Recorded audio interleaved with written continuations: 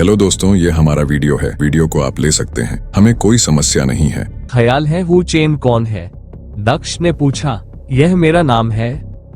हम। तुमने अपना नाम कब बदला? सर्प सम्राट ने अचंभित होकर पूछा।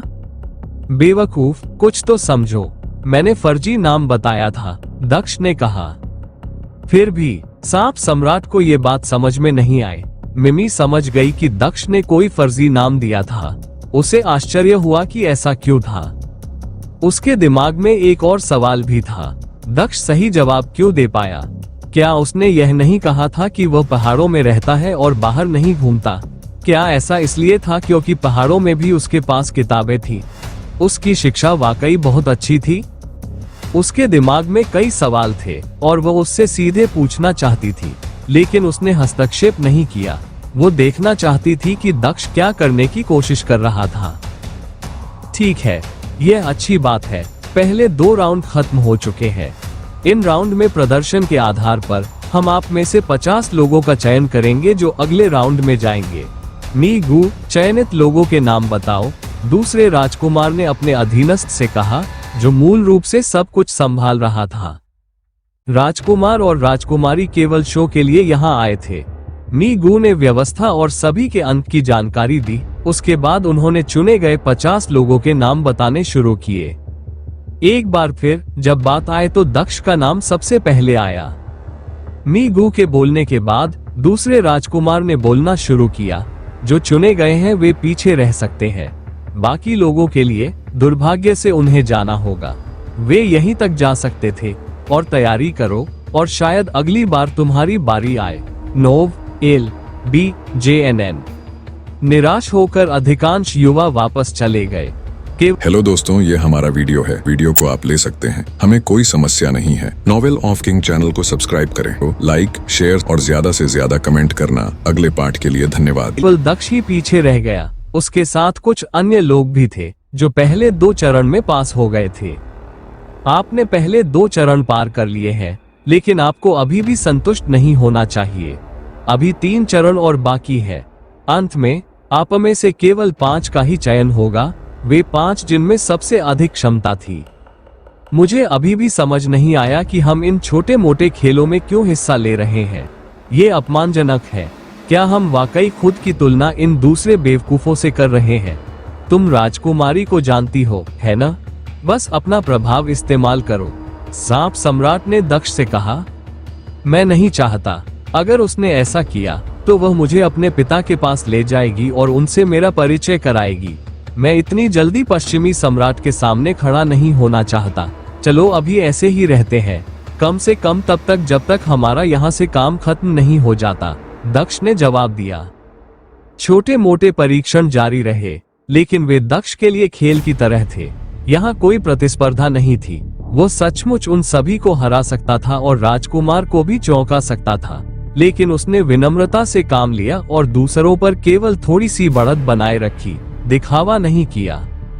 इस समय राजकुमारी मिमी को यह स्पष्ट रूप से पता था कि दक्ष वास्तव में अपना सर्वश्रेष्ठ नहीं दे रहा था। उसे यकीन था कि वह शायद दिखावा नहीं करना चाहता था। उसे विश्वास था कि वह शर्मीला और विनम्र था, जो उसे पसंद था।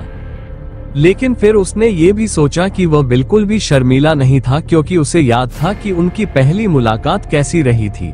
वो जो मानती थी उसके अनुसार उसे समझना मुश्किल था। अंततः सभी 5 परीक्षण समाप्त हो गए। मी गू, उन लोगों की घोषणा करो जिन्हें हमारा समर्थन प्राप्त है, द्वितीय राजकुमार ने गर्व से आदेश दिया। म्यू गू ने चयनित घोषित करते हुए कहा, जिन लोगों को शाही प्रायोजन मिलता है वे हैं हु चेन, फाई मी यान, चू हुआंग, लू मिनग्यान, गुरान। जिन लोगों का चयन हुआ वे अपने भविष्य की संभावनाओं के बारे में सोचकर उत्साहित थे। अगर वे सफल हुए तो भविष्य में वे शाही परिवार के लिए काम कर सकते हैं और वे शाही परिवार के समर्थन से आगे भी बढ़ सकते हैं। जिन लोगों का चयन नहीं हुआ वे बहुत निराश थे। वे इतने करीब आकर भी हार गए। कुछ लोगों की तो आंखों में आंसू भी आ गए। जैसा कि मैंने कहा, आपको दुखी होने की जरूरत नहीं है। मुझे पता है कि सफल न होना दिल तोड़ने वाला हो सकता है, लेकिन किसी को कभी हार नहीं माननी चाहिए। भविष्य में और भी अवसर हैं। इसलिए कड़ी मेहनत करें और अगले साल फिर आएं। दूसरे राजकुमार ने हारे हुए लोगों को सांत्वना देते हुए भाषण दिया। बस इतना ही, अब आप जा सकते हैं और अगली परीक्षा की तैयारी शुरू कर सकते हैं, उन्होंने बाकी लोगों को वापस भेजते हुए कहा। केवल चुने गए 5 लोग ही पीछे रह गए। 5 लोगों की ओर देखते हुए दूसरे राजकुमार ने कहा, आप 5 को चुने जाने का सौभाग्य मिला है। आप सभी वास्तव में भाग्यशाली हैं। अब से हमारा शाही परिवार आपका समर्थन करेगा।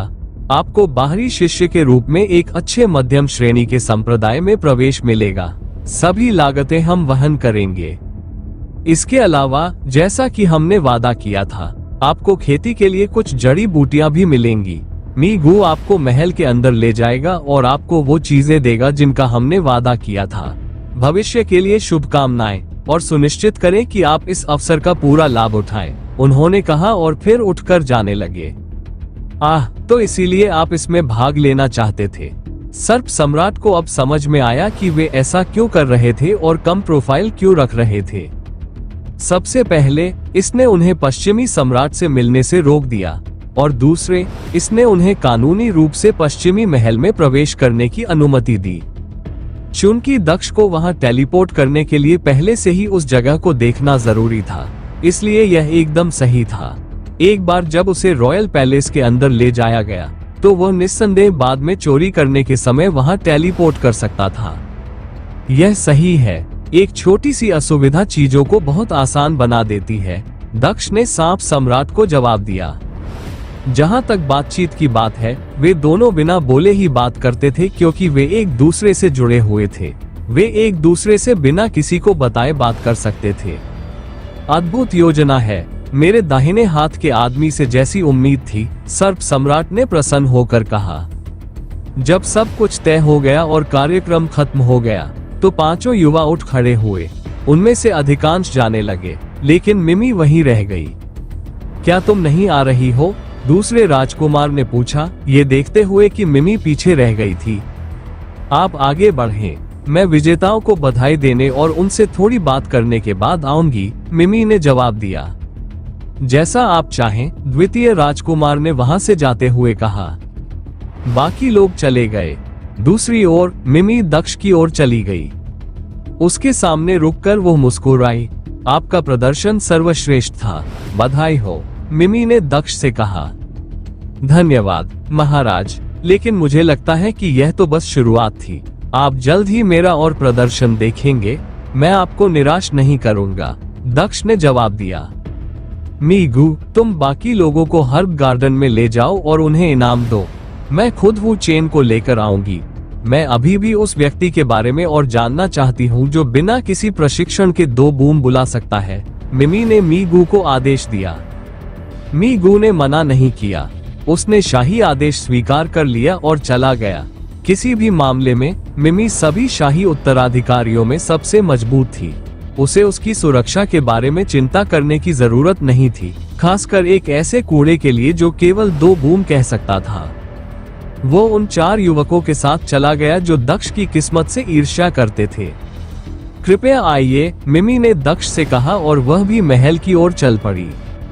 तुम कैसी हो छोटी बच्ची? दक्ष ने पूछा, क्योंकि अब यहाँ कोई नहीं था, वह अपने आप में हो सकता था। मैं अच्छी रही हूँ, आप? मिमी ने पूछा। मैं भी, लेकिन मुझे कहना ही होगा, आपका महल वाकई बहुत खूबसूरत है, दक्ष ने टिप्पणी की।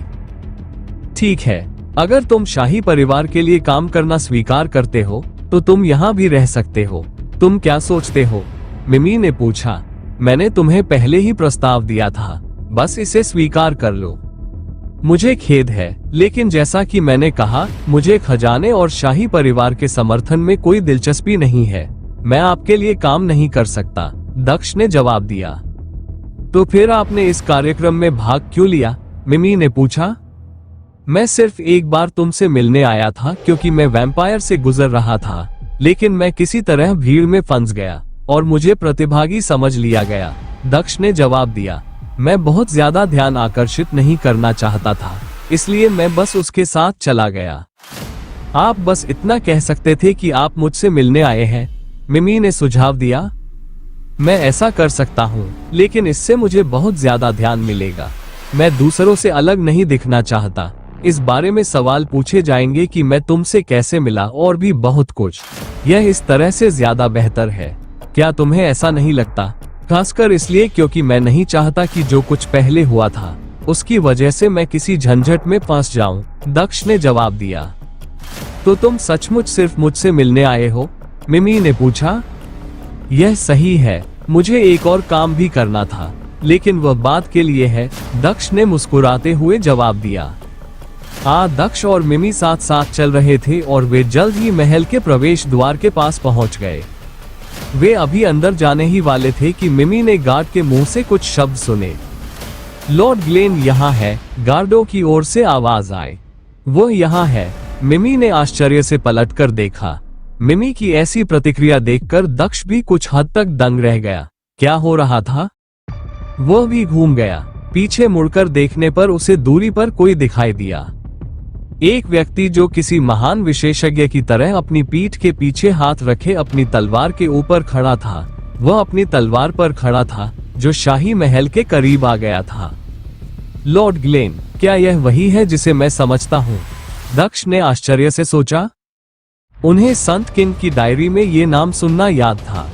जब संत राजा 4 सम्राटों का चयन कर रहे थे जो चारों पक्षों पर शासन करेंगे, तो उस स्थान के लिए वास्तव में 5 प्रतियोगी थे। चुने गए 4 लोग उत्तरी, दक्षिणी, पूर्वी और पश्चिमी सम्राट बने। 5वें व्यक्ति का नाम लॉर्ड ग्लेन था। वो व्यक्ति जो कभी सम्राटों के समान स्तर पर खड़ा था। भले ही उसे 4 सम्राटों में से एक के रूप में नहीं चुना गया था, फिर भी वो संत राजा के प्रति वफादार रहा। जब भी किसी नश्वर दुनिया में कोई बड़ी समस्या होती थी, तो उसे संत राजा द्वारा उसे हल करने के लिए भेजा जाता था। यद्यपि उन्हें 4 सम्राटों जैसा उच्च पद प्राप्त नहीं था, फिर भी उनका प्रभाव बहुत अधिक था, क्योंकि कहा जाता था कि वे संत राजा के सबसे निकट थे। यही कारण था कि अधिकांश लोगों के लिए यह आश्चर्य की बात थी कि संत राजा ने उन्हें 4 सम्राटों में से एक के रूप में नहीं चुना था। अमर दुनिया के ज्यादातर नागरिक यह नहीं समझ पाए कि ऐसा क्यों हुआ। उनका मानना था कि ऐसा इसलिए हो सकता है क्योंकि संत राजा को नहीं लगता था कि लॉर्ड ग्लेन में साम्राज्यों का नेतृत्व करने की क्षमता है, जैसा कि अन्य लोगों में है। इस निर्णय को लेकर बहुत सारे सवाल थे, लेकिन केवल दक्ष ही जानता था कि इस निर्णय के पीछे क्या रहस्य था। ऐसा इसलिए नहीं था कि लॉर्ड ग्लेन में नेतृत्व करने के लिए जरूरी गुण नहीं थे, बल्कि ऐसा इसलिए था क्योंकि संत राजा वास्तव में नहीं चाहते थे कि वे सम्राट बने। वह जानता था कि एक साम्राज्य का नेता होना कितना थका देने वाला काम है। वो खुद इस जिम्मेदारी से थक चुका था और वह अपने परिवार को समय नहीं दे पा रहा था। इसलिए उसने अपने अधीन 4 साम्राज्य बनाने और उनका नेतृत्व करने के लिए 4 सम्राटों को नियुक्त करने का फैसला किया। वो नहीं चाहते थे कि लॉर्ड ग्लेन को उस कठिन जिम्मेदारी को उठाना पड़े, जबकि वह अपनी आजादी का ज्यादा आनंद ले सकते थे। संत राजा ने अपने फैसले के पीछे की वजह कभी किसी को नहीं बताई, यहाँ तक कि लॉर्ड ग्लेन को भी यह नहीं बताया गया, लेकिन उन्होंने अपनी डायरी में इसका जिक्र जरूर किया। वह कौन है? उसने राजकुमारी से पूछा। शशेश, मिमी ने प्रतिक्रिया व्यक्त करते हुए दक्ष से कहा कि वो इस समय बात न करे, पहले उसे अंदर जाने दो। दक्ष ने भी एक तरफ हटकर सिर हिलाया और उस आदमी को देखा जो तलवार लेकर उनकी ओर आ रहा था। दक्ष को लगा कि उस आदमी की साधना बहुत ऊंची थी, जो उसकी पहचान को देखते हुए चौंकाने वाली बात नहीं थी। वो बहुत लंबे समय तक जीवित रहा था, लेकिन वह आदमी अभी भी बिल्कुल बूढ़ा नहीं लग रहा था। इतने लंबे समय तक जीने के बावजूद वह केवल 40 के मध्य में ही दिख रहा था। उस आदमी के लंबे चांदी के बाल हवा के साथ लहरा रहे थे और उसकी गहरी नीली आंखें शाही महल पर टिकी हुई थीं। उड़ती हुई तलवार शाही महल के प्रवेश द्वार पर रुक गई और वह आदमी जमीन पर गिर पड़ा। तलवार के इतने करीब खड़े होकर दक्ष तलवार की आभा को महसूस करने में सक्षम था। यह उच्च गुणवत्ता का एक महान खजाना लग रहा था, राजा की तलवार के समान जो उसके पास थी। लॉर्ड ग्लेन ने महल के अंदर प्रवेश करते समय लापरवाही से दक्ष और मिमी की ओर देखा, कुछ नहीं कहा। यहाँ तक कि पहरेदारों ने भी उसे रोकने की हिम्मत नहीं की। उसकी तलवार उसके पीछे उड़ गई। मुझे लगता है कि यह भी एक आत्मा तलवार है, दक्ष ने सोचा जब उसने तलवार को चांदी के बाल वाले आदमी के पीछे उड़ते हुए देखा। उस आदमी के चले जाने के बाद मिमी अंततः दक्ष के साथ महल में प्रवेश कर गई। वह कौन था? ऐसा क्यों लग रहा था कि वो इस महल का मालिक था? दक्ष ने मिमी से पूछा। वो एक शक्तिशाली साधक है और मुझे लगता है कि वह मेरे पिता का पुराना दोस्त है। दोनों एक दूसरे को लंबे समय से जानते हैं। वो बहुत ताकतवर है, हालांकि मुझे नहीं लगता कि वह मेरे पिता जितना ताकतवर है, मिमी ने कहा। पुराने दोस्त? दक्ष ने प्रसन्नतापूर्वक पूछा। उसे डायरी में ये बात याद आ गई कि लॉर्ड ग्लेन का किसी भी सम्राट से कभी मेल मिलाप नहीं रहा। वो उनका मित्र कैसे हो सकता है? उसे लगा कि वह दो परिचित लोगों को मित्र मान रही है। ये स्पष्ट था कि कोई भी दुनिया के सामने अपनी कलह नहीं दिखाने वाला था। लॉर्ड ग्लेन यह नहीं कहने वाले थे कि उन्हें सम्राटों से नफरत है। इसी तरह दूसरे लोग भी यह नहीं कहने वाले थे कि उनके साथ उनका तालमेल नहीं बैठता। लेकिन उसे एक बात जानने की जिज्ञासा थी। यह आदमी यहाँ क्यों आया है? क्या वो अक्सर यहाँ आता है? दक्ष ने मिमी से पूछा। नहीं, वो कभी कभार ही यहाँ आता है, मिमी ने जवाब दिया। क्या तुम्हें पता है कि वो आज यहाँ क्यों आया है? दक्ष ने महल के अंदर मिमी का पीछा करते हुए पूछा। मैं ये जानने की स्थिति में नहीं हूँ, लेकिन मैंने सुना है कि मेरे पिता ने उन्हें आमंत्रित किया था। जहाँ तक कारण का सवाल है, मुझे कोई जानकारी नहीं है, मिमी ने जवाब दिया। वैसे भी उनके मामलों में दखल देना हमारा काम नहीं है। चलिए विषय पर वापस आते हैं। क्या आप वाकई हमारा प्रस्ताव स्वीकार नहीं करेंगे? उसने विषय बदलते हुए पूछा। मुझे खेद है, लेकिन मैं इसे स्वीकार नहीं कर सकता।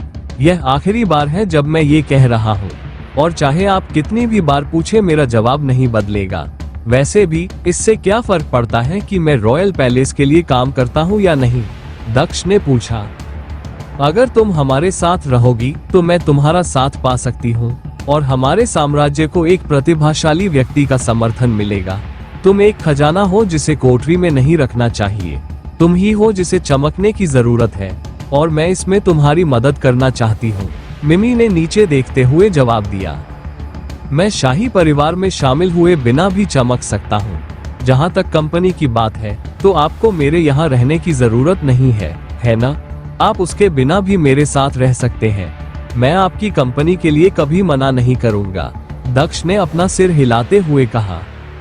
लेकिन तुम यहाँ नहीं रहोगे। मैं तुम्हें रोज कैसे ढूंढ पाऊंगी? कौन जानता है कि तुम अगले दिन कहाँ हो?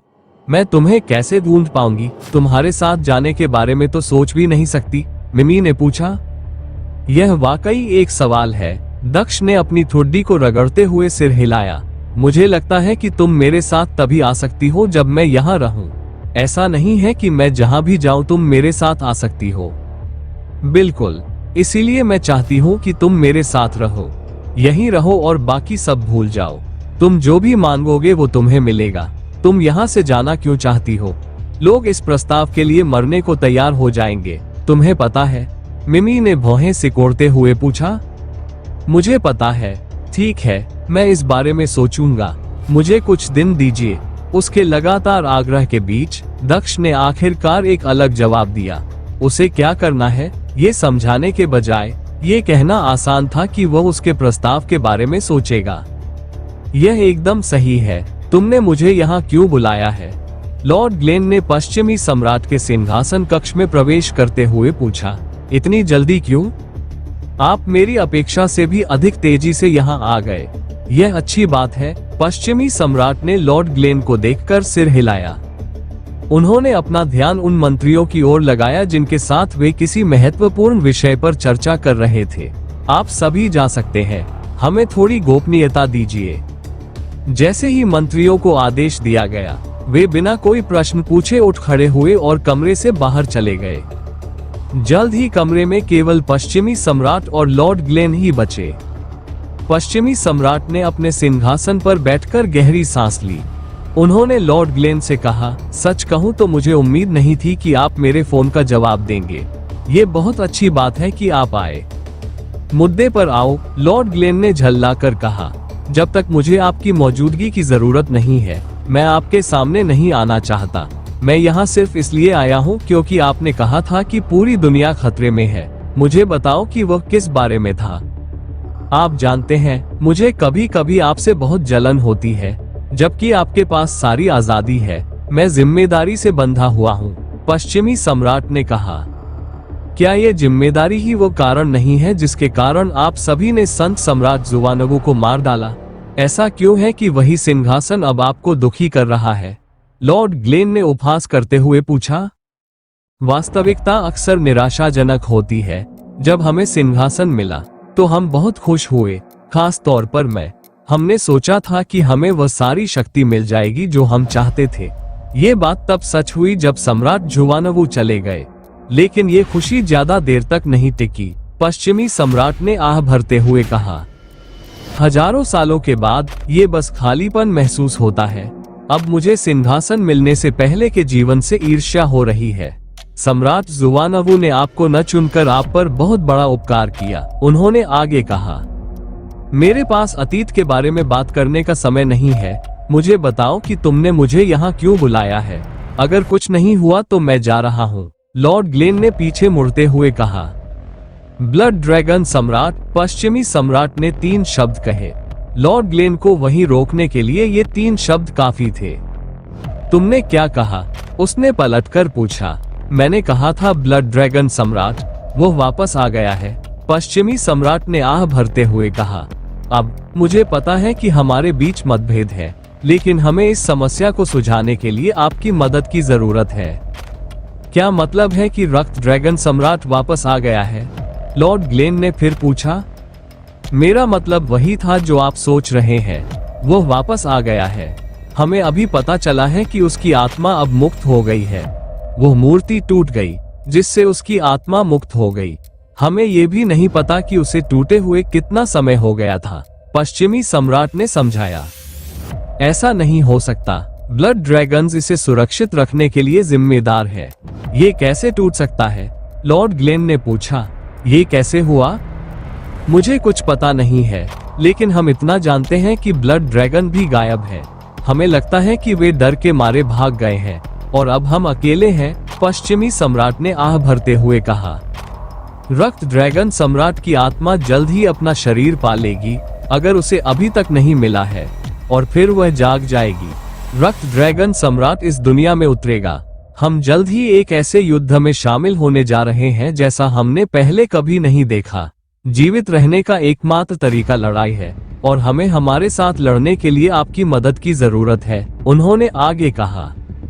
मुझे खेद है, लेकिन मैं इस बारे में कुछ नहीं कर सकता। तुम चारों दुनिया पर राज करना चाहते थे, क्या इसीलिए तुमने सम्राट जुवानवु को नहीं मारा? जो कुछ भी होता है वो सिर्फ तुम्हारी जिम्मेदारी है। जो भी मुसीबत आती है उसे सुलझाना तुम्हारा काम है, यह मेरी जिम्मेदारी नहीं है, लॉर्ड ग्लेन ने तेजी से कहा और फिर से जाने लगे। उन्होंने आखिरी बार कहा, मैं आपके आने वाले भविष्य के लिए शुभकामनाएं देता हूँ। हम अकेले नहीं हैं जो मरेंगे। अगर हम युद्ध हार गए तो पूरी अमर दुनिया नष्ट हो सकती है। क्या तुम वाकई इसके लिए तैयार हो? तुम संत सम्राट के प्रति वफादार थे, है न? क्या तुम्हें लगता है कि वह ऐसा चाहता होगा? क्या आपको लगता है कि अगर अमर दुनिया खतरे में होगी तो वह बेकार बैठे रहेंगे? पश्चिमी सम्राट ने लॉर्ड ग्लेन की भावनाओं का उपयोग करने की कोशिश करते हुए पूछा। लॉर्ड ग्लेन ने मुस्कुराते हुए पीछे मुड़कर कहा, ठीक है, यही बात है। हम कभी नहीं जान पाएंगे कि उसने क्या किया होगा। वह यहाँ भी नहीं है। जहाँ तक दुनिया की परवाह करने की बात है, तो मैंने उसी क्षण से ये करना बंद कर दिया था जब इस दुनिया ने सम्राट जुवानवु को धोखा दिया था। वही दुनिया जिसकी रक्षा के लिए उसने कड़ी मेहनत की थी, उसी ने उसे कमीना और गद्दार कहा। अब मुझे पता है कि ऐसा इसलिए था क्योंकि आप सभी ने उनसे झूठ बोला था, लेकिन फिर भी अगर उनका सेंट एम्परर पर आप सभी से कम भरोसा है तो मुझे जरा भी दुख नहीं होगा अगर ये दुनिया नष्ट हो जाए, लॉर्ड ग्लेन ने अपना सिर हिलाते हुए कहा। उन्होंने कहा, जैसा कि मैंने कहा, दुनिया ने मेरे लिए बहुत पहले ही अपना मूल्य खो दिया है। मैं अब एक प्रवासी साधक हूँ। अगर यहाँ नहीं तो मैं किसी और दुनिया में चला जाऊंगा। जैसा कि मैंने कहा, आने वाले समय के लिए शुभकामनाएं। क्या तुम सचमुच दुनिया से मुंह मोड़ रहे हो? तुम बहुत ज्यादा बदल गए हो। पश्चिमी सम्राट ने आह भरते हुए कहा, आप इसे जिस तरह से चाहें ले सकते हैं, मैं ऐसा नहीं करूंगा। लॉर्ड ग्लेन ने जवाब दिया, लेकिन मैं अकेला नहीं हूं जो बदल गया है, हम सभी बदल गए हैं। सबसे पहले यह आप थे जिन्होंने विश्वासघात किया था, अब बदलने की बारी मेरी है, मजे करो। लॉर्ड ग्लेन आखिरकार उसी रास्ते से चले गए जिस रास्ते से आए थे। उनकी आत्मा की तलवार एक अच्छे साथी की तरह उनके पीछे पीछे चली गई। वो हवेली से बाहर निकला, अपनी तलवार पर सवार हुआ और उड़ गया। रॉयल चैम्बर के अंदर हुई बातचीत से अनजान दक्ष अभी भी मिमी के साथ चल रहा था। वो उसे हर्ब गार्डन में ले गई, जहां 5 युवाओं को कुछ दुर्लभ जड़ी बूटियां दी जाने वाली थी। बाकी 4 को पहले ही अपना इनाम मिल चुका था। उन्हें कुछ सिक्के और कुछ क्यूई क्रिस्टल भी दिए गए थे। हालांकि दक्ष देर से आया, फिर भी उसे वही पुरस्कार दिए गए। उन सभी 5 को कहा गया कि वे अभी चले जाएं और 5 दिन बाद वापस आए। दक्ष एक बार फिर मिमी के साथ वहां से चला गया, जिससे मीगू हैरान रह गया। मिमी दक्ष के साथ क्यों जा रही थी, लेकिन वह उससे सवाल भी नहीं कर सकता था। इस बारे में सवाल पूछना उसकी जगह नहीं थी। इस जगह पर तुम्हारा कमरा कहाँ है? दक्ष ने उसके साथ धीरे धीरे चलते हुए पूछा। यह महल के बाईं ओर है। मेरे पिता और मेरे भाइयों के कमरे महल के सबसे दाहिने हिस्से में है, मिमी ने उत्तर दिया। क्या आप मेरा कमरा देखना चाहते हैं? उन्होंने कहा, मुझे कोई आपत्ति नहीं है, लेकिन शायद बाद में। मैं नहीं चाहता कि आपके पिता और भाई मुझे देखें। मैं इसके साथ होने वाली पूछताछ नहीं चाहता। चिंता मत करो, हम उनसे नहीं मिलेंगे। पिताजी शाही कक्ष में है और मेरा भाई भी महल के सबसे दाहिने हिस्से में अपने कमरे में होगा। आओ, मैं तुम्हें दिखाती हूँ, मिमी ने कहा और अचानक उसने दक्ष का हाथ पकड़ लिया और उसे अपने पीछे खींचने लगी। मुझे उम्मीद है कि आपका खजाना उस दिशा में नहीं है जिस दिशा में हम जा रहे हैं। मैं नहीं चाहता कि आपका परिवार कहे कि मैं यहाँ चोरी करने आया हूँ क्योंकि मैं गरीब हूँ, दक्ष ने धीरे से कहा। वह उत्तर पाने की कोशिश कर रहा था जिससे उसे पता चल सके कि खजाना कहाँ है। उसे बस इतना पता था कि पश्चिमी सम्राट ने अपने खजाने में दक्ष की जरूरत की चीजें रखी है, लेकिन उसे नहीं पता था कि यह खजाना कहाँ है। वो मिमी से बिना पूछे ही एक मोटा मोटा अंदाजा लगाना चाहता था।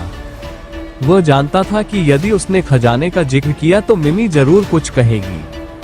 चिंता मत करो, खजाना वास्तव में मेरे पिता के कमरे के पास है। कोई भी यह नहीं सोचेगा कि तुम खजाने के लिए मेरे कमरे में आ रहे थे। किसी भी मामले में यदि तुम हमारे खजाने के पीछे होते तो तुम तुरंत हमारे लिए काम करने के लिए सहमत हो जाते। बस यही बात मेरे लिए मेरे पिता को ये साबित करने के लिए पर्याप्त है कि तुम कितने शुद्ध हो, मिमी ने खूबसूरती से मुस्कुराते हुए उत्तर दिया। वो दक्ष को अपने कमरे की ओर ले गई। रास्ते में कई पहरेदारों ने उन्हें देखा। वे सभी हैरान थे कि यह युवक कौन था जो उनकी राजकुमारी के साथ आया था। सौभाग्य से मिमी के पास पर्याप्त प्रभाव और स्वतंत्रता है। किसी ने भी उससे कुछ पूछने या किसी को इस बारे में बताने की हिम्मत नहीं की। वह जो चाहे कर सकती थी। महल में वह इतनी खास थी। दक्ष मिमी के पीछे गया और जल्द ही उसके कमरे में पहुंच गया। अंदर उसे एक बिस्तर दिखाई दिया जो इतना बड़ा लग रहा था कि उस पर कम से कम 20 लोग सो सकते थे। कमरे की बात करें तो वह और भी बड़ा था। कमरा पूरी तरह से साफ था, हर चीज अपनी जगह पर थी। यह मेरा कमरा है। ये कैसा है? मिमी ने अपने बिस्तर पर बैठते हुए दक्ष से पूछा। बिल्कुल भी बुरा नहीं है, ये वास्तव में एक बहुत अच्छा कमरा है। हालांकि मेरे आराम के लिए ये थोड़ा बड़ा है, दक्ष ने मिमी के पास बैठते हुए उत्तर दिया। क्या आपको छोटे कमरे पसंद हैं? मिमी ने पूछा। कम से कम इससे तो छोटा जरूर है। ये कमरा कमरे से ज्यादा एक घर जैसा दिखता है, जिसमें अगर दीवारें होती तो 10 कमरे हो सकते थे, दक्ष ने व्यंग्यात्मक ढंग से मुस्कुराते हुए जवाब दिया। ये भी सच है, मैंने इस बारे में कभी इस तरह से नहीं सोचा क्योंकि मैं कमरे के अंदर ज्यादा समय नहीं बिताती, मिमी ने सिर हिलाते हुए जवाब दिया। मुझे लगता है कि कुछ लोगों के लिए आकार मायने रखता है। उसकी बातें सुनकर दक्ष ने उसे अजीब नजरों से देखा। क्या आप इसे दोहरा सकते हैं? उन्होंने पूछा। मैंने कहा कि कुछ लोगों के लिए आकार मायने रखता है। मैंने इस कमरे के आकार के बारे में कभी नहीं सोचा क्योंकि मुझे आकार की परवाह नहीं है। लेकिन आपको परवाह है, इसलिए मैंने कहा कि कुछ लोगों के लिए यह मायने रखता है। मिमी ने कुछ स्पष्टीकरण देते हुए दोहराया। ओह, आपका मतलब उसी संबंध में था। मुझे लगा कि आप किसी और चीज के बारे में बात कर रहे हैं। दक्ष ने गलतफहमी पर अपना सिर हिलाते हुए कहा। उसने सोचा कि वो पृथ्वी की कहावत के बारे में बात कर रही थी। तुमने कहा था कि तुम अपने हेलो दोस्तों, ये हमारा वीडियो है। वीडियो को आप ले सकते हैं, हमें कोई समस्या नहीं है। नॉवेल ऑफ किंग चैनल को सब्सक्राइब करें, लाइक, शेयर और ज्यादा से ज्यादा कमेंट करना। अगले पार्ट के लिए धन्यवाद। कमरे में समय नहीं बिताते, तुम सारा दिन क्या करते हो? उसने बड़े से बिस्तर पर आलस से लेटे हुए पूछा। मैं अपने कौशल का अभ्यास करती हूँ और जगह के बाहर जाती हूँ।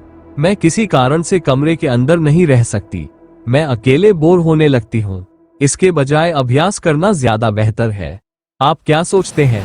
आप अपनी बोरियत कैसे दूर करते हैं? मिमी ने जवाब दिया और फिर उसने दक्ष से अपना सवाल पूछा। बोरियत? मुझे नहीं लगता कि मैं कभी बोर होती हूँ। मेरे साथ स्नेकी रहता है।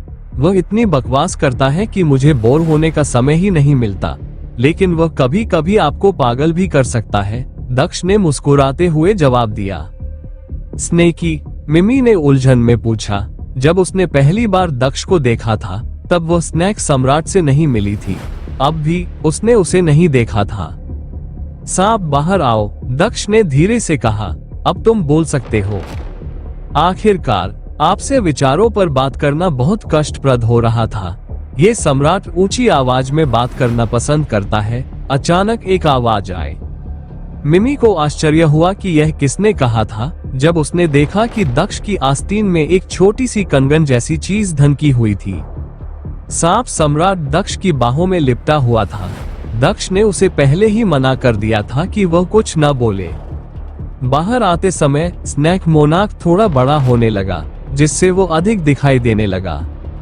ये मिमी सांप सम्राट को देखकर दंग रह गई। वो उसके बड़े या छोटे होने की क्षमता से हैरान नहीं थी, क्योंकि वो सांप सम्राट के बारे में जानती थी।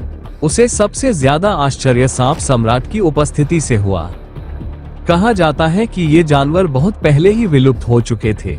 उनमें से एक को फिर से देखना उसके लिए चौंकाने वाला था। यह मेरा साथी है जो हर जगह मेरे साथ रहता है। जब भी मैं ऊब जाता हूँ, मैं उससे बात करना शुरू कर देता हूँ। अब जब मैं इसके बारे में सोचता हूँ तो यही उसका एकमात्र अच्छा उपयोग है। दक्ष हंस पड़ा। केवल अच्छे उपयोग के लिए इस आदमी की बात मत सुनो। मेरे बिना तो वह यहाँ भी नहीं होता। मैंने वास्तव में कम से कम 2000 बार उसकी जान बचाई है, क्योंकि यह राजा दयालु है। सांप राजा ने अपने ही संस्करण के साथ जवाब दिया। नोव एल बी JNN। हजारों बार, दक्ष ने व्यंग्यात्मक ढंग से मुस्कुराते हुए पूछा। कम से कम इसे थोड़ा और विश्वसनीय तो बनाओ। इसमें क्या बात विश्वसनीय है? ये सच है, स्नैक मोनाक ने कहा। वैसे क्या यह वही महिला है जिसके बारे में तुम बात कर रहे थे, जिसके प्यार में तुम पड़ गए थे? हाँ, दक्ष भी उलझन में था। सांप सम्राट क्या कह रहा था? क्या वो सिर्फ उससे उलझने की कोशिश कर रहा था? दक्ष के विपरीत मिमी ने सांप सम्राट को गंभीरता से लिया। ये जानकारी जानने के बाद उसे नहीं पता था कि उस तक कैसे पहुंचे। शर्मिंदा होने की जरूरत नहीं है। क्या तुम यह नहीं कहते रहे कि हमें यहाँ आना चाहिए क्योंकि तुम उसे देखे बिना नहीं रह सकते? तुमने उसके बारे में बहुत बातें की। अब जब हम यहाँ हैं, तो तुम सिर्फ बेतरतीब चीजों के बारे में बात कर रहे हो। स्नैक मोनाक ने धूर्तता से कहा। क्या तुम इसलिए शर्मीले हो क्योंकि मैं यहाँ हूँ? चिंता मत करो, बस ये सोचो कि मैं यहाँ नहीं हूँ। भले ही सांप सम्राट बाहर से इस तरह बात कर रहा था, लेकिन वह अपने विचारों के माध्यम से दक्ष के साथ एक अलग बातचीत कर रहा था। मैं एक विंगमैन के रूप में कैसा हूँ? आपको इसके लिए मुझे धन्यवाद देने की जरूरत नहीं है, स्नैक मोनाक ने दक्ष से कहा। मुझे वास्तव में किसी विंगमैन की जरूरत नहीं थी। किसी भी मामले में हम यहाँ किसी और चीज के लिए हैं। हमारे पास इसके लिए समय नहीं है, दक्ष ने अपने विचारों के माध्यम से सांप सम्राट से कहा। क्या मैंने तुम्हें नहीं बताया था? वो थोड़ा पागल है, उसे गंभीरता से मत लो, उसने मिमी से कहा। हाँ, मिमी ने सिर हिलाया, लेकिन उसे अभी भी लगा कि दक्ष अब शर्मीला हो रहा है। वो उस मुद्दे पर उस पर दबाव नहीं डालना चाहती थी। मैं समझ सकती हूँ कि तुम उसके साथ कभी ऊब क्यों महसूस नहीं करती हो, उसने दक्ष को विषय बदलने में मदद करते हुए कहा। बिल्कुल, लेकिन क्या सर्प सम्राट विलुप्त नहीं हो गए? आपको वह कैसे मिला? क्या वे अभी भी जीवित हैं, किसी गुप्त स्थान पर रह रहे हैं या कुछ और? मिमी ने सर्प सम्राट पर अधिक ध्यान केंद्रित करते हुए पूछा। वह अकेला है जो अभी भी जीवित है, वास्तव में बाकी सभी मर चुके हैं, दक्ष ने उत्तर दिया। वह समय पर भागने में सफल रहा और बच गया, और मैंने उसे ढूंढ लिया, तब से हम साथ हैं। हाँ, मैंने सुना था कि क्या हुआ था। उत्तरी साम्राज्य की डाक जनजाति सभी सांप सम्राटों का सफाया करने गई थी। मुझे अभी भी समझ नहीं आया कि उन्होंने ऐसा क्यों किया, लेकिन यह वास्तव में गलत था। पूरी प्रजाति का सफाया करने के लिए, मिमी ने आह भरते हुए कहा। उसे याद आया कि बहुत समय पहले उसने एक किताब में इस बारे में पढ़ा था। डार्क ट्राइब, उन्होंने उसकी प्रजाति को मार डाला। दक्ष ने भौहें सिकोड़ते हुए पूछा। वो लंबे समय से स्नैक सम्राट से इस बारे में पूछ रहा था, लेकिन वो आदमी जवाब नहीं दे रहा था। इसके अलावा दक्ष का मानना था कि सर्प सम्राट को भी नहीं पता था कि वास्तव में इसके लिए कौन जिम्मेदार था। यह सही है, आप उनके बारे में नहीं जानते? मिमी ने आश्चर्य से पूछा। तुम्हारा मतलब उस जनजाति से है जहां से उत्तरी सम्राट आया था? दक्ष ने पूछा। उसे सेंट किन की किताब से डार्क ट्राइब के बारे में पता था। दुर्भाग्यवश इस घटना से पहले ही संत राजा की हत्या कर दी गई थी, इसलिए सर्प सम्राटों के विनाश का कोई उल्लेख नहीं किया गया। यह सही है, आप ये भी कह सकते हैं कि वे उत्तरी सम्राट के कबीले हैं। कोई भी उनसे उलझने की हिम्मत नहीं करता। जहां तक हमारा सवाल है, हम भी उनसे परेशान नहीं होते, इसलिए नहीं कि हम डरते हैं, बल्कि इसलिए कि हमें इससे कोई फर्क नहीं पड़ता कि वे क्या करते हैं, जब तक कि वो पश्चिमी साम्राज्य की सीमा पर न हो, मिमी ने जवाब दिया। लेकिन मैं हमेशा उनके व्यवहार से परेशान रहती थी। मैंने पढ़ा है कि उन्होंने न केवल स्नैक मोनाक प्रजाति को बल्कि कई अन्य प्रजातियों को भी नष्ट कर दिया। शायद इसलिए क्योंकि उन्हें यह मजेदार लगता था, या फिर कोई और कारण हो सकता है, लेकिन मैं आज भी उनके इस व्यवहार के लिए उनसे बहुत नफरत करती हूँ। उन्होंने आगे कहा, मुझे खुशी है कि स्नैक मोनाक प्रजाति पूरी तरह से विलुप्त नहीं हुई है।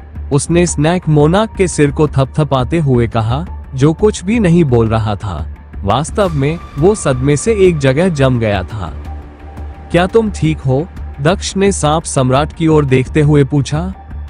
मैंने सोचा था कि उन्होंने हमारे खजाने के लिए ऐसा किया, लेकिन पता चला कि यह सिर्फ मौज मस्ती के लिए था।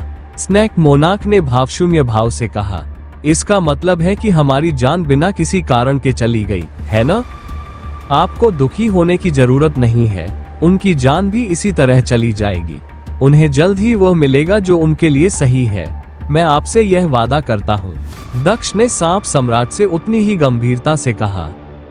सांप सम्राट के साथ इतना समय बिताने के बाद वह सांप सम्राट को अपना परिवार मानने लगा था, चाहे वह कितनी भी बेशर्मी से शेखी बघारता हो या कुछ भी करता हो। ये लड़का उसके परिवार का अभिन्न अंग से कम नहीं था। दक्ष भी उस दर्द और पीड़ा को महसूस कर सकता था जिससे सांप सम्राट गुजर रहा था, भले ही वह इसे खुले तौर पर नहीं दिखा रहा था। दक्ष इसे महसूस कर सकता था। उन दोनों के बीच एक खास रिश्ता था। चूंकि सांप सम्राट उसका पालतू जानवर था, इसलिए वह इस दर्द और गुस्से को महसूस कर सकता था। क्या तुम्हें मुझ पर भरोसा है? उसने सर्प सम्राट से पूछा। सांप सम्राट ने दक्ष की ओर कुछ देर तक देखा और फिर सिर हिलाया। यह अच्छी बात है, तो फिर मुझ पर भरोसा करो। मैं ये सुनिश्चित करूंगा कि वे तुम्हारे परिवार के साथ जो कुछ भी किया है, उसकी सजा उन्हें भुगतनी पड़े। वे उसी तरह से नष्ट हो जाएंगे जैसे उन्होंने तुम्हारा विनाश किया है। यह अंतिम है, समझे? दक्ष ने सांप सम्राट की आंखों में सीधे देखते हुए पूछा। सिर्फ सांप सम्राट ही परेशान नहीं था, बल्कि दक्ष भी नाराज था। अपने दिल की गहराई से वो उस कबीले का सफाया करना चाहता था जिसने उसके पालतू जानवर को इतना दुखी किया। उनकी बातचीत सुनकर मिमी चुप नहीं बैठ सकी। क्या तुम गंभीर हो? तुम ऐसा नहीं कर सकते, तुम्हें पता भी नहीं है। डार्क ट्राइब वास्तव में शक्तिशाली है। इसके अलावा उनके पास उत्तरी सम्राट का समर्थन है, जो उनका परिवार है। यदि तुम उनके खिलाफ जाते हो तो तुम न केवल उनके खिलाफ जाओगे बल्कि तुम उत्तरी सम्राट के भी खिलाफ जाओगे। उसने कहा, दक्ष को भावनाओं में बहकर किसी पर हमला करने की गलती नहीं करने देना चाहती थी। उनके खिलाफ जाना उत्तरी सम्राट के खिलाफ जाना होगा। दक्ष ने पूछा, खुश होकर, मैं उस सौदे को स्वीकार करने को तैयार हूँ, भले ही वो सांप सम्राट ही क्यों ना हो। तो क्या, जब तक मैं डार्क ट्राइब का सफाया करके बाहर निकल जाऊं, इससे पहले कि उसे पता चले, कोई समस्या नहीं होगी। तुम्हें लगता है कि तुम ऐसा कर सकते हो? मिमी ने अविश्वास में पूछा। तुमने कभी पश्चिमी साम्राज्य नहीं छोड़ा, तुम्हें कोई अंदाजा नहीं है। डार्क ट्राइब उत्तरी सम्राट के महल से ज्यादा दूर नहीं है। उत्तरी सम्राट उन पर हमला होने के 5 मिनट के भीतर वहां पहुंच सकते हैं। मुझे मत बताओ कि तुम सचमुच सोचते हो कि तुम 5 मिनट में उनका ख्याल रख पाओगे। ये सिर्फ एक सपना है। तुम तो क्या, 4 जनरलों में से कोई भी ऐसा नहीं कर सकता। सिर्फ मेरे पिता जैसे सम्राट ही ऐसा कर सकते हैं, लेकिन वे इसकी परवाह भी नहीं करेंगे क्योंकि इसका मतलब होगा 2 साम्राज्यों के बीच लड़ाई जो हमेशा से शांति से रहे हैं। इस बदले के बारे में भूल जाओ, उसने आगे कहा। उसकी बात मत सुनो, वो हमारे बारे में कुछ नहीं जानती। वो अभी भी सोचती है कि हम कमजोर हैं, लेकिन बस मुझ पर भरोसा रखो, वो जनजाति खत्म हो जाएगी और मैं व्यक्तिगत रूप से तुम्हें उनके नेता को मारने का सम्मान करने दूंगा। यह मेरा वादा है। मिमी के शब्दों को अनदेखा करते हुए दक्ष ने सांप सम्राट से कहा, लेकिन उसने अपने विचारों का इस्तेमाल किया। सांप सम्राट ने दक्ष की ओर देखा। बहुत दिनों बाद उसने कुछ कहा था, हालांकि उसने सिर्फ 2 शब्द कहे थे। धन्यवाद, सांप सम्राट ने कहा। क्या तुम समझ रही हो कि मैं क्या कहना चाह रही हूँ? डार्क ट्राइब पर हमला करने के बारे में सोचना भी मत, मिमी ने फिर कहा, क्योंकि उसे दक्ष की ओर से कोई जवाब नहीं मिला था और उन्होंने जो किया उसके बाद उन्हें आजाद घूमने दिया। सच में? दक्ष ने मिमी से पूछा, अगर उसके परिवार के बजाय तुम्हारा परिवार खत्म हो जाता तो तुम क्या करती? तुम क्या करती? क्या तुम तब भी इतना सोचती रहती? ईमानदारी से बताओ। इस बार मिमी के पास बोलने के लिए शब्द नहीं थे। वो खुद को अटका हुआ महसूस कर रही थी, जवाब देने में असमर्थ थी। वो कल्पना भी नहीं कर सकती थी कि उसके साथ ऐसा कुछ हो सकता है। वो जानती थी कि अगर कभी ऐसा कुछ हुआ तो वह ठीक से सोच नहीं पाएगी। वो अपना बदला लेने की कोशिश जरूर करेगी, चाहे इसके लिए उसे कुछ भी करना पड़े। इससे कोई फर्क नहीं पड़ता कि दुश्मन कौन है। आप जवाब नहीं दे सकते, है ना? लेकिन मुझे लगता है कि मैं आपका जवाब पहले से ही जानता हूँ। आप वह नहीं करेंगे जो आप हमें करने की सलाह दे रहे हैं। क्या मैं सही हूँ? दक्ष ने पूछा। लेकिन ऐसा इसलिए है क्योंकि मैं स्पष्ट रूप से नहीं सोच पाऊंगी। हाँ, मैं भी यह मूर्खतापूर्ण निर्णय ले सकती थी। मैं परिणामों के बारे में सोचे बिना भी हमला कर सकती थी, लेकिन बात यह है कि मैं इस समय भावुक नहीं हूँ। मैं स्पष्ट रूप से देख सकती हूँ कि कौन सी योजना खराब है और कौन सी नहीं, मिमी ने जवाब दिया। बिना रुके उसने आगे कहा, मैं भी वही गलती करती जो तुम करने जा रहे हो, लेकिन इससे वह गलती सही नहीं हो जाती। ये बिना किसी कारण के अपनी जान देने जैसा है। मेरे पिता जैसी ताकत के बिना तुम जीत नहीं सकते। बस एक गहरी सांस लो और ध्यान से सुनो। मैं नहीं चाहती कि तुम मरो। मैं निश्चित रूप से ऐसा करूंगा, लेकिन यह आत्म बलिदान नहीं होगा। जब हम तैयार होंगे तो हम एक योजना के साथ आगे बढ़ेंगे। ऐसा क्यों? हमें रोकने की कोशिश करने के बजाय आप हमारी मदद क्यों नहीं करते? आप जानते हैं कि हमें रोकना काम नहीं करेगा क्योंकि हम वैसे भी ऐसा करेंगे, दक्ष ने उत्तर दिया। उन्होंने आगे कहा, इसलिए हमारी मदद करें। आप भी तो उन लोगों से नफरत करते हैं, उन्हें बाहर निकालने में हमारी मदद करें। मैं उन्हें बाहर निकालने में आपकी कैसे मदद कर सकती हूँ? मैं आपको अचानक से मजबूत नहीं बना सकती। मैं आपको खेती के संसाधन जरूर दे सकती हूँ, लेकिन वे आपकी मदद नहीं करेंगे। अगर सिर्फ इसलिए खेती करना इतना आसान होता क्योंकि आपके पास संसाधन थे, तो हम सभी अब तक सम्राट जितने मजबूत हो चुके होते, मिमी ने जवाब दिया। उदाहरण के लिए बस मुझे ही ले लीजिए। पूरे शाही परिवार में सबसे ज्यादा प्रतिभा मुझ में है और मेरे पास सभी तरह के साधन भी हैं। लेकिन इतना सब होने के बावजूद मैं हमारे जनरल के स्तर की शिक्षा नहीं दे पाई हूँ। अपने पिता के स्तर तक पहुँचना तो दूर की बात है, यह असंभव है, उन्होंने आगे कहा। मुझे साधना या संसाधनों में मदद की आवश्यकता नहीं है। मेरे पास इसके लिए अपने तरीके हैं। मुझे आपसे जानकारी चाहिए। मुझे डार्क ट्राइब और उत्तरी सम्राट के बारे में जितनी जानकारी आप दे सकते हैं उतनी चाहिए, दक्ष ने समझाया। अगर आप मुझे सभी साम्राज्यों का नक्शा भी लाकर दे सकें तो बहुत अच्छा रहेगा। क्या आप ऐसा कर सकते हैं? उसने पूछा। NOWELL-BE-IN.C मैं एक दिन में तुम्हें सब कुछ दे सकता हूँ, लेकिन इससे भी तुम्हारी मदद नहीं हो पाएगी। मुख्य सवाल ताकत का है। जानकारी तुम्हें एक अजेय दुश्मन को हराने में कैसे मदद कर सकती है? मिमी ने पूछा। उसे समझ में नहीं आ रहा था कि इससे उसे कैसे मदद मिलेगी। इस बात की चिंता मत करो कि इससे मुझे क्या मदद मिलेगी, बस मुझे जानकारी दे दो, बस इतना ही काफी है, दक्ष ने जवाब दिया।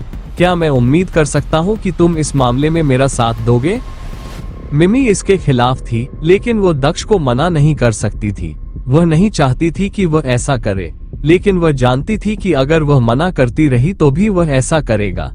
कम से कम वह उसका साथ दे सकती थी और फिर उसे मनाने की कोशिश कर सकती थी। उसने सिर हिलाया। मैं तुम्हारी मदद करूंगी, ये बहुत बढ़िया है। मुझे अब यहाँ से निकल जाना चाहिए, अब देर भी हो रही है। मैं कल दोपहर को फिर आऊंगा, दक्ष ने जाने की तैयारी करते हुए कहा।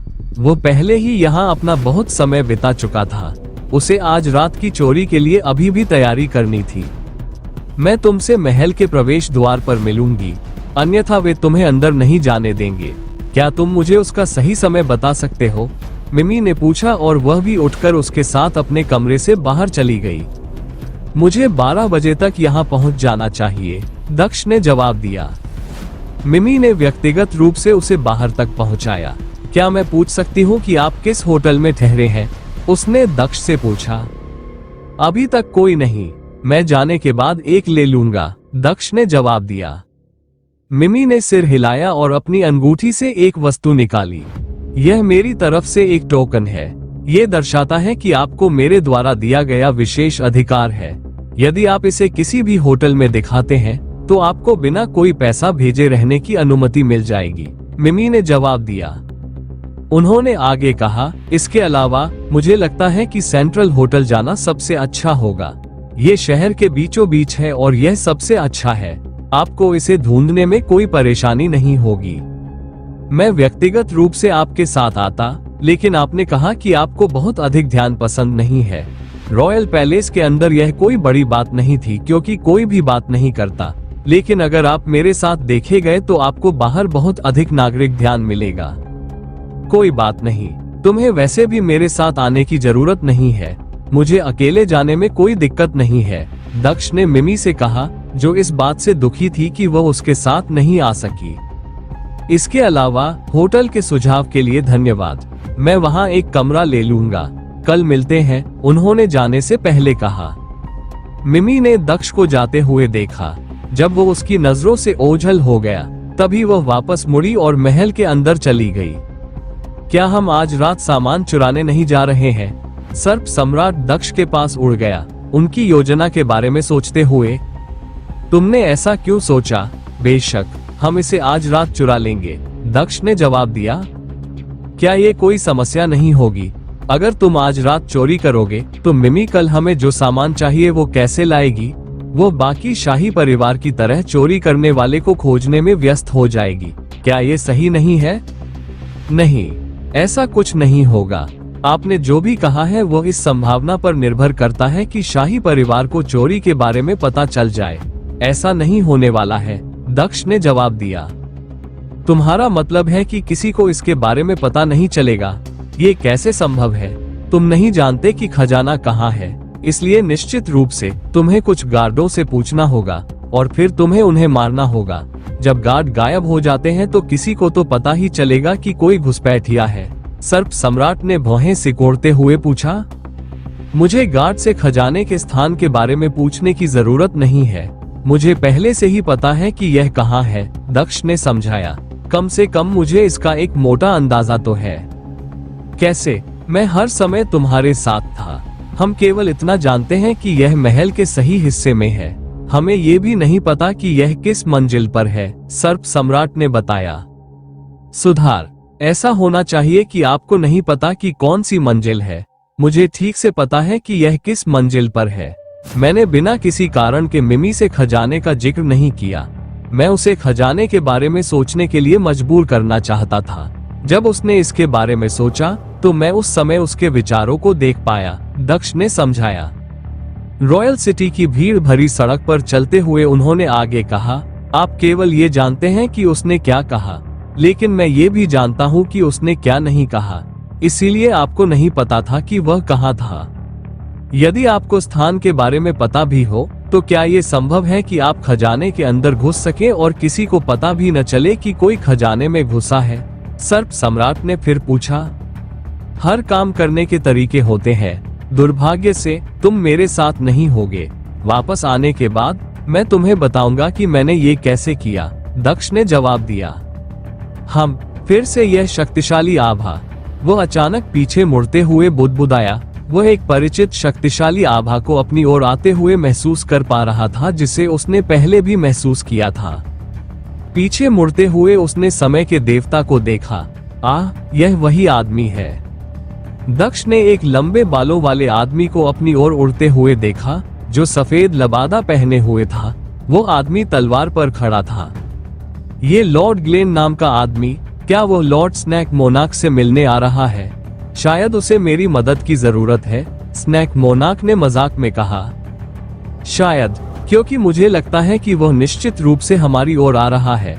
कम से कम मुझे ये भी महसूस हो सकता है कि वह हमारी ओर देख रहा है, दक्ष ने भौहें सिकोड़ते हुए कहा। क्या उसने तुम्हारी ताकत पर ध्यान दिया? सर्प सम्राट ने पूछा। उसके लिए कोई रास्ता नहीं होना चाहिए। मेरी रक्तरेखा मेरी आभा को छिपाए रखती है, यहाँ तक कि उसे मेरी ताकत या आभा को देखने में सक्षम नहीं होना चाहिए। और मैं संत राजा की तलवार भी बाहर नहीं लाया हूँ। तो क्यों? क्या ये हो सकता है कि मैं गलत हूँ? शायद वह किसी और के लिए आ रहा है। NOVELBJN.C ओम। दक्ष ने मुड़कर होटल की ओर चलना जारी रखा। उस आदमी पर ज्यादा ध्यान नहीं दिया। हालांकि उसने अपनी दिव्य इंद्री को फैलाए रखा ताकि वह उस आदमी पर नजर रख सके। वो पीछे से हमला नहीं चाहता था।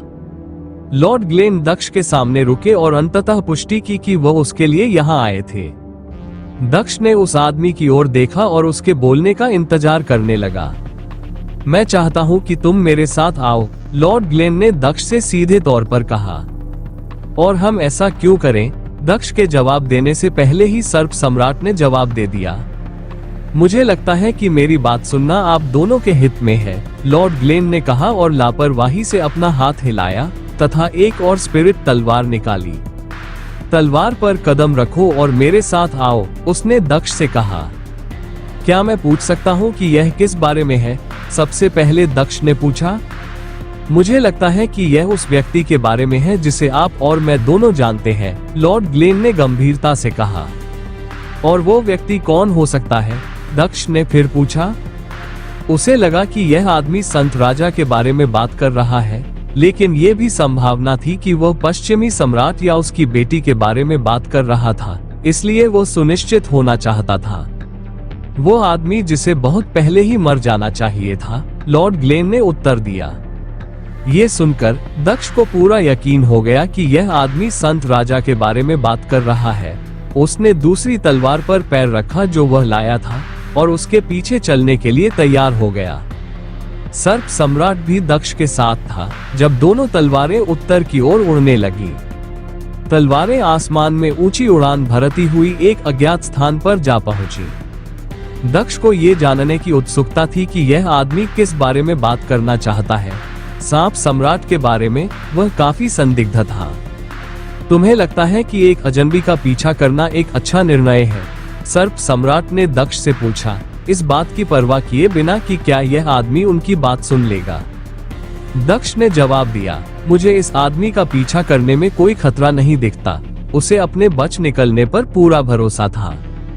किसी भी मामले में भले ही यह आदमी किसी कारण से उससे लड़ना चाहता था, ये भी बुरा नहीं था। वो हेलो दोस्तों, ये हमारा वीडियो है। वीडियो को आप ले सकते हैं, हमें कोई समस्या नहीं है। नॉवेल ऑफ किंग चैनल को सब्सक्राइब करें, तो लाइक, शेयर और ज्यादा से ज्यादा कमेंट करना। अगले पार्ट के लिए धन्यवाद। अपनी तलवार का उपयोग कर सकता था और भागने के लिए कहे जाने से पहले खेती में कुछ वृद्धि प्राप्त कर सकता था।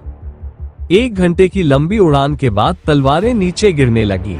नीचे देखते हुए दक्ष को एहसास हुआ कि वे शहर के बाहर थे और बीच में कहीं थे। ऊपर से कुछ दूरी पर केवल एक छोटी सी झोपड़ी दिखाई दे रही थी। तलवारें झोपड़ी के सामने रुक गईं। लॉर्ड ग्लेन तलवार से नीचे उतर गए। दक्ष भी नीचे उतर गया। अंदर आओ, लॉर्ड ग्लेन ने कहा और दूसरी आत्मा तलवार वापस रख ली। दरवाजा धक्का देकर खोलकर वो झोपड़ी के अंदर चला गया। अगर वह तुम्हें कुछ भी दे तो पीना मत। मुझे नहीं लगता कि वह तुमसे खुलकर लड़ना चाहता है। ज्यादा से ज्यादा वह तुम्हें जहर दे देगा। स्नैक मोनाक ने दक्ष को याद दिलाया, सतर्क रहो। मुझे पता है, ऐसी चीजों के बारे में चिंता मत करो, दक्ष ने झोपड़ी के अंदर कदम रखते हुए कहा। दक्ष और स्नैक सम्राट उस छोटी सी झोपड़ी में दाखिल हुए। उन्होंने देखा कि लॉर्ड ग्लेन एक लकड़ी की कुर्सी पर बैठे हैं और उनके सामने एक छोटी सी मेज है। मेज के पास एक और कुर्सी थी। कृपया बैठ जाइए, लॉर्ड ग्लेन ने दक्ष को दूसरी कुर्सी पर बैठने का इशारा करते हुए कहा। दक्ष और स्नैक मोनाक ने जर्जर झोपड़ी को देखा, जो पहले से ही कई जगहों से टूटी हुई थी। ऐसा लग रहा था कि इसका रखरखाव ठीक से नहीं किया जा रहा था। कोने के पास झोपड़ी में एक बिस्तर भी था। क्या आप यहीं रहते हैं? दक्ष ने लॉर्ड ग्लेन से पूछा जब वो एक कुर्सी पर बैठ गया। यह सही है, लॉर्ड ग्लेन ने उत्तर दिया। आप ऐसी जगह पर क्यों रहते हैं? मेरा मतलब है, मैंने जो सुना है उसके अनुसार आप एक शक्तिशाली व्यक्ति हैं और आपका प्रभाव भी बहुत अच्छा है। फिर आप ऐसी जगह पर क्यों रहते हैं? दक्ष ने आश्चर्य से पूछा। तो फिर मुझे कहाँ रहना चाहिए? एक हवेली? वे मेरे लिए नहीं है, लॉर्ड ग्लेन ने उत्तर दिया। एक साधक को हवेली की आवश्यकता नहीं होती, उन्हें बस सोने और खेती करने के लिए एक जगह की आवश्यकता होती है। इसके अलावा मुझे ऐसी जगहों पर रहने की शांति पसंद है, इसलिए मेरे पास हर साम्राज्य में एक है। आप जैसे किसी व्यक्ति के लिए अप्रत्याशित वरीयता। मैंने सुना है कि आप एक समय में विलासिता में रहना पसंद करते थे, क्या बदल गया? दक्ष ने पूछा। मुझे नहीं लगता कि बहुत से लोग इसके बारे में जानते हैं। जो जानते हैं उनमें से ज्यादातर मर चुके हैं। तुम्हें कैसे पता? क्या उसने तुम्हें बताया? लॉर्ड ग्लेन ने मुस्कुराते हुए पूछा। कौन? दक्ष ने पूछा। संत सम्राट जुवानवु, उन्होंने आपको ये बताया था, है ना? लॉर्ड ग्लेन ने मुस्कुराते हुए पूछा। मैं आप पर उनकी आभा महसूस कर सकता हूँ, और यह खजाने की आभा नहीं है, यह उनकी शारीरिक आभा है। आप उनके बहुत करीब रहे हैं, और ये थोड़े समय के लिए नहीं है। दक्ष को आश्चर्य हुआ। उसने कई तरह की संभावनाएं सोची थी कि इस आदमी को कैसे पता चला कि वो सेंट किंग को जानता है, लेकिन यह अप्रत्याशित था। सेंट किंग की आभा क्या वाकई मेरे पास थी? क्या मुझे यह उस कठपुतली से मिली थी जिसका इस्तेमाल सेंट किंग कर रहे थे? आह, उनका शरीर। मैंने उनके शरीर से अंगूठी ली थी। शायद यहीं से मुझे यह मिली होगी। तुम भाग्यशाली हो कि तुम किसी सम्राट के पास नहीं गए। अगर वे तुम्हारे आसपास होते तो वे भी उस आभा को महसूस कर लेते। तुम बड़ी मुसीबत में पड़ जाते। यह अच्छी बात है कि केवल मैं ही तुम्हारे पास से गुजरा और उसे महसूस कर पाया, लॉर्ड ग्लेन ने अपना सिर हिलाते हुए कहा। तो वो कहाँ है? यह मुझे पूछना चाहिए कि वह कैसा है, उसने पूछा। इससे पहले कि मैं इसका उत्तर दूं, मैं तुमसे कुछ पूछना चाहता हूँ। जानने के बाद तुम क्या करोगे? दक्ष ने जवाब में पूछा। मैं निश्चित रूप से उसके पास जाऊंगा, लॉर्ड ग्लेन ने उत्तर दिया। फिर क्या? उसके बाद क्या? दक्ष ने पूछा। क्या मतलब है तुम्हारा? लॉर्ड ग्लेन ने पूछा। क्या तुम सभी सम्राटों के खिलाफ लड़ने में उसकी मदद करोगे, या तुम उसे धीरे धीरे मरते हुए देखोगे, या तुम उसे सम्राटों को सौंप दोगे? दक्ष ने पूछा। NOWELL-BE-IN.C ओम। बेशक मैं उसकी मदद करूंगा। वह मुझसे जो भी कहेगा मैं करूंगा। मेरी अविचल निष्ठा सिर्फ उसके प्रति है, लॉर्ड ग्लेन ने दृढ़ता से कहा। तो मुझे बताओ कि वह कहाँ है? मुझे लगता है कि आपकी अटूट वफादारी के लिए बहुत देर हो चुकी है। वह मर गया। एक गहरी सांस लेते हुए दक्ष ने जवाब दिया, वो मर गया है, ऐसा नहीं हो सकता।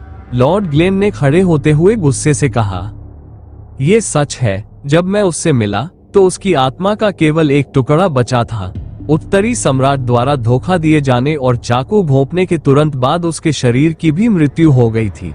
सौभाग्य से उसने एक क्लोन बनाया था। वह अपनी विरासत को रखने के लिए एक उत्तराधिकारी की प्रतीक्षा कर रहा था। वह भी वही है जिससे मैंने बात की थी। दक्ष ने सच्चाई कबूल करते हुए कहा, चाकू मारा, क्या मतलब है तुम्हारा? तुम्हें नहीं पता, उसे शापित चाकू से मारा गया था। जहां तक ऐसा करने वाले की बात है तो यह कोई और नहीं बल्कि उत्तरी सम्राट था, जिसने उस चाकू का इस्तेमाल किया था जो उसे संत राजा ने उपहार में दिया था। मुझे लगा कि तुम्हें इसके बारे में पता है।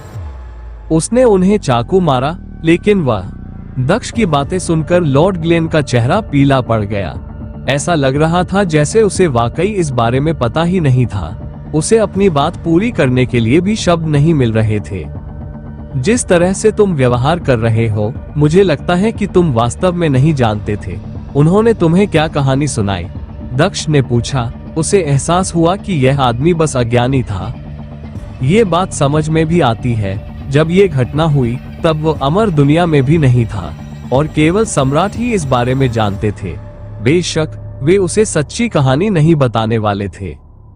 क्या वो सचमुच मर चुका है? लॉर्ड ग्लेन ने पूछा। दक्ष ने अपना हाथ हिलाया और राजा की तलवार निकालकर मेज पर रख दी। उसने संत राजा की डायरी भी रख दी। वह डायरी उसने कभी किसी को उसे छूने नहीं दिया। यह सही है, लेकिन जब मैंने उसकी आत्मा के आखिरी टुकड़े से बात की तो उसने मुझे कई चीजें दी क्योंकि उसने मुझे अपना उत्तराधिकारी चुना था। दक्ष ने आह भरते हुए जवाब दिया। तुमने जवाब नहीं दिया। उन्होंने तुम्हें क्या कहानी सुनाई? उन्होंने कहा कि उनके विश्वासघात से उसका दिल टूट गया था। वह अपने परिवार को लेकर निराश होकर चला गया। उन्होंने कहा कि उन्हें भी नहीं पता कि वह कहाँ गया। ये सोचना कि उन्होंने उसे मार डाला, वे ऐसा कैसे कर सकते थे? रुको, उसके परिवार के बारे में क्या? और वे उसे इतनी आसानी से कैसे मार सकते थे? लॉर्ड ग्लेन ने पूछा। मुझे लगता है कि आपको मेरे जवाब के लिए तैयार रहना चाहिए। आपको क्या लगता है कि सेंट किंग की कमजोरी क्या थी? दक्ष ने पूछा। उसकी कमजोरी? उसमें कोई कमजोरी नहीं थी, लॉर्ड ग्लेन ने उत्तर दिया। तुम गलत हो। असल में उसकी दो कमजोरियां थीं, उसकी पत्नी और उसका बच्चा। दक्ष ने आह भरते हुए जवाब दिया। आपका मतलब है कि वे? यह सही है। मुझे यकीन है कि अब तक आप इसका अंदाजा लगा चुके होंगे। उन्होंने सेंट किंग के परिवार का अपहरण कर लिया और उसे आत्मसमर्पण करने के लिए मजबूर किया और बाद में उसे शापित चाकू से मार डाला। और जब वह मर रहा था तो उन्होंने उससे कहा कि उन्होंने पहले ही उसके परिवार को मार डाला है। कम से कम उसने मुझे यही बताया। दक्ष ने भारी मन से समझाया। उसका परिवार? उन्होंने ऐसा किया? ऐसा नहीं हो सकता। वे भी इतने बड़े कमीने नहीं हो सकते कि किसी के परिवार पर हमला करे। लॉर्ड ग्लेन ने कहा। उन्हें इस बात पर यकीन नहीं हुआ। देखो, उसने उस दिन के बारे में अपनी डायरी में भी लिखा है, तुम खुद पढ़ सकते हो, दक्ष ने कहा और डायरी का एक पन्ना खोलकर उसे लॉर्ड ग्लेन की ओर बढ़ा दिया। लॉर्ड ग्लेन ने नीचे देखा और पाया कि यह वास्तव में सेंट किंग की लिखी हुई किताब थी। उन्होंने पढ़ना शुरू किया। दुर्भाग्य से जितना अधिक वह पढ़ता गया उतना ही अधिक क्रोधित होता गया। उस दिन जो कुछ हुआ उसके बारे में पढ़कर अंततः उसे सभी विश्वासघात स्पष्ट हो गए। उससे झूठ बोला गया था। मेरा मतलब है, क्या तुम्हें वाकई उम्मीद थी कि वे सच बोलेंगे? मैं भी इतना भोला नहीं हो सकता कि उन पर विश्वास करूं। दक्ष ने डायरी वापस लेते हुए कहा।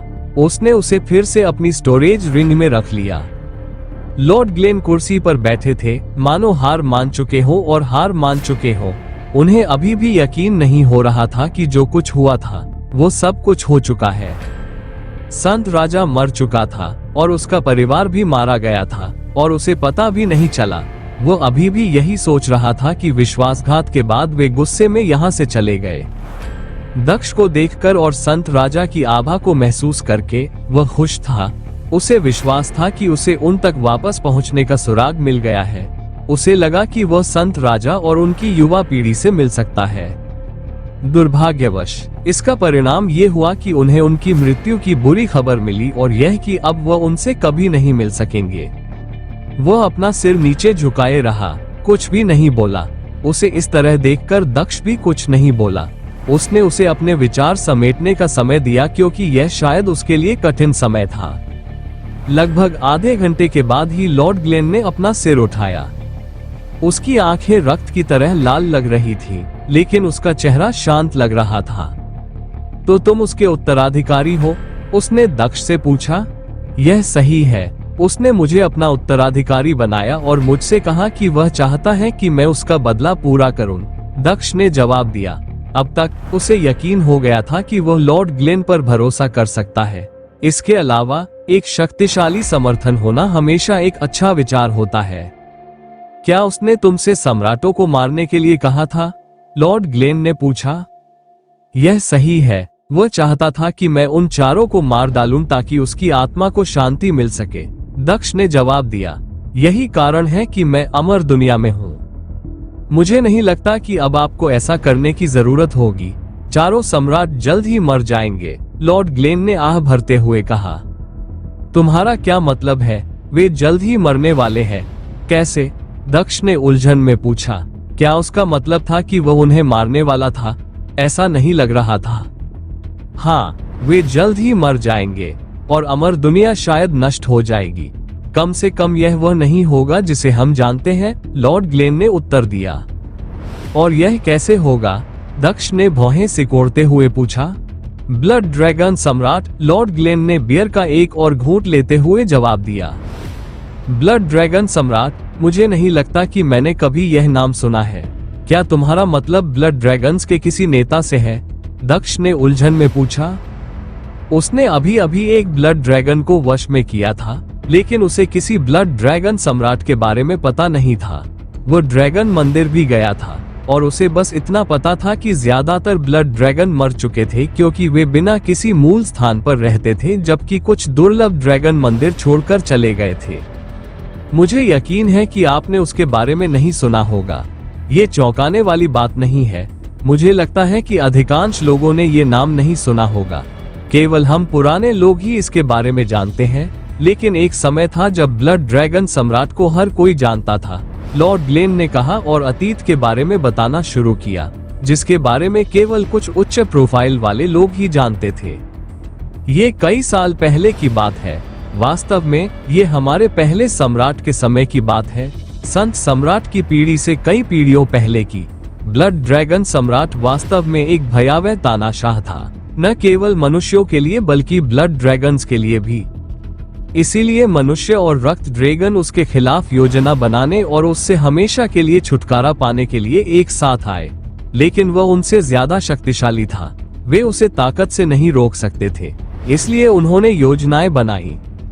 उन्होंने रक्त ड्रैगन सम्राट की एक छोटी मूर्ति बनाई, जिसमें अंदर से बाहर एक छोटी संरचना छिपी हुई थी।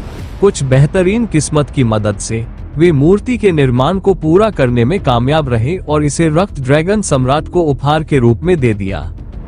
बाकी के लिए यह इतिहास है। रक्त ड्रैगन सम्राट की आत्मा छोटी ड्रैगन मूर्ति में फंस गई थी। जहां तक उस मूर्ति की बात है जिसे रक्त ड्रैगन को सुरक्षा के लिए दिया गया था, और रक्त ड्रैगन सम्राट का शरीर हमारे प्रथम सम्राट द्वारा ले जाया गया था, जिसने इसे किसी अज्ञात स्थान पर छिपा दिया था, लॉर्ड ग्लेन ने कहा। उसकी बातें सुनकर दक्ष को बुरा लगा। ऐसा क्यों लग रहा था कि वह उसी मूर्ति के बारे में बात कर रहा था जिसे उन्होंने तोड़ा था। पश्चिमी सम्राट ने मुझे इस बारे में बुलाया था। उन्होंने मुझे बताया कि किसी तरह ड्रैगन मंदिर में वे मूर्तियां टूटी हुई पाई गई। इसका मतलब है कि रक्त ड्रैगन सम्राट की आत्मा आजाद है और शायद अपने शरीर की तलाश कर रही है, और जिस दिन उसे अपना शरीर मिल जाएगा, उसी दिन ये दुस्वप्न अमर दुनिया में वापस आ जाएगा। सम्राट ब्लड ड्रैगन सम्राट के खिलाफ लड़ाई की तैयारी कर रहे हैं और पश्चिमी सम्राट इसमें मेरी मदद चाहते हैं। वह चाहते थे कि मैं उनके साथ लड़ूं, लेकिन मैंने मना कर दिया, और अब मुझे खुशी है कि मैंने ऐसा किया। उन्होंने जो किया उसके बाद वे भाग्यशाली हैं कि मैं ब्लड ड्रैगन का समर्थन नहीं करूंगा, लॉर्ड ग्लेन ने अपनी आंखें घुमाते हुए कहा। खैर, ये तो तय है, चारों सम्राट बहुत जल्द मर जाएंगे। इसलिए तुम्हें कुछ भी करने की जरूरत नहीं है, उन्होंने आगे कहा। दक्ष अकेला व्यक्ति नहीं था जिसने सोचा कि लॉर्ड ग्लेन उस मूर्ति के बारे में बात कर रहे थे जिसे उन्होंने तोड़ दिया था। यहाँ तक कि सांप सम्राट को भी ऐसा ही लगा।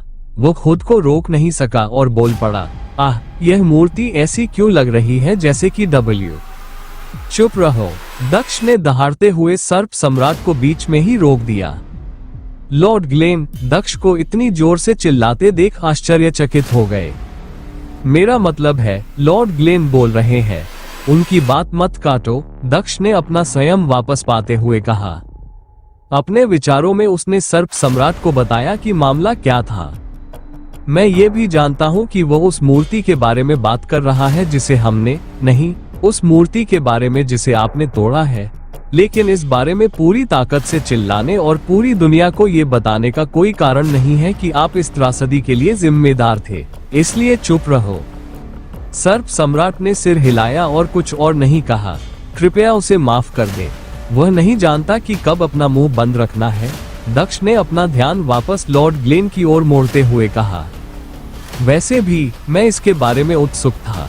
पहले सम्राट ने रक्त ड्रैगन सम्राट के शरीर को नष्ट क्यों नहीं किया? मेरा मतलब है, अगर उसने ऐसा किया होता तो रक्त ड्रैगन सम्राट के वापस आने का कोई खतरा नहीं होता, है ना? तो उसने ऐसा क्यों नहीं किया? मुझे भी इसका कारण नहीं पता, क्योंकि यह बहुत समय पहले हुआ था, इसलिए वास्तव में कोई नहीं जानता। ऐसे लोग थे जो मानते थे कि ऐसा इसलिए था क्योंकि रक्त ड्रैगन सम्राट के शरीर को नष्ट नहीं किया जा सकता था। लॉर्ड ग्लेन ने इस बारे में गहराई से सोचते हुए उत्तर दिया। मैं न तो इस अफवाह की पुष्टि कर सकता हूँ और न ही इसका खंडन कर सकता हूँ, लेकिन इसमें कुछ सच्चाई प्रतीत होती है। इसे नष्ट नहीं किया जा सकता था, ये कैसे हो सकता है? क्या ब्लड ड्रैगन सम्राट अन्य ब्लड ड्रैगन से अलग था? मुझे यकीन है कि ब्लड ड्रैगन को चोट पहुंचाई जा सकती है और उनके शरीर को नष्ट किया जा सकता है। चूंकि ब्लड ड्रैगन सम्राट उसी प्रजाति से था, इसलिए वो बहुत अलग नहीं होना चाहिए, है ना? दक्ष ने पूछा। मैंने तुमसे कहा था, मुझे नहीं पता कि यह सच था या नहीं, लेकिन ब्लड ड्रैगन्स की तुलना ब्लड ड्रैगन सम्राट से करना निश्चित रूप से गलत होगा। मैंने उनके बारे में जो कुछ पढ़ा है, उसके अनुसार ब्लड ड्रैगन सम्राट ब्लड ड्रैगन से बिल्कुल भी तुलना योग्य नहीं था, लॉर्ड ग्लेन ने समझाया। ये कहना गलत नहीं होगा कि सभी रक्त ड्रैगन मिलकर भी रक्त ड्रैगन सम्राट को हराने के लिए पर्याप्त नहीं हो सकते।